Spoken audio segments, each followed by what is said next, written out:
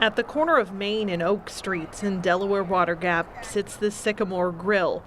As far as anyone can remember, this place has always been a bar or restaurant, but changed hands a few times over the decades. In the 70s and 80s, it was called the Bottom of the Fox and was closely associated with its popular owner, Eddie Joubert. Joubert was the victim of an unsolved homicide that still haunts people in town who remember it. It was the Saturday after Thanksgiving in 1981. The bar was busy, and Joubert went out back to get some firewood. Most of the cases that I deal with, there usually aren't a lot of people around when the homicide takes place. So this one would stand out in that, at the time, it's a kind of a crowded bar. There's several patrons, several other employees working at the time. The discovery was made relatively quickly. Despite the 40-plus years that have passed, Joubert's murder is not the coldest case that State Police Corporal Brian Knoll is working on. Joubert was attacked with an axe. The murder inspired a 2010 book called The Bottom of the Fox that examines at least a dozen theories, ranging from jealous lovers to Joubert's history with the Teamsters Union.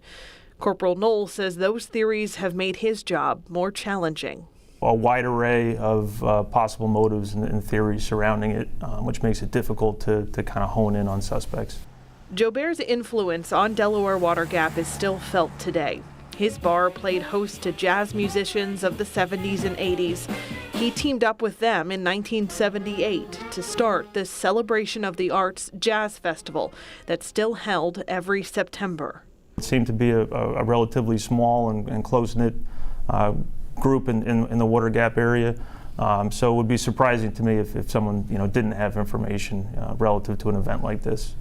Corporal Knoll says any physical evidence from the crime scene is retested as technology advances, but they need someone who has been holding on to information for decades to decide to come forward.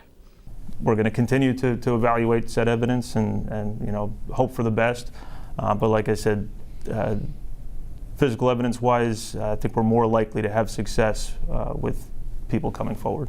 There is a $5,000 reward for information that helps solve this cold case. Stacy Lange, Newswatch 16, Action 16 Investigates.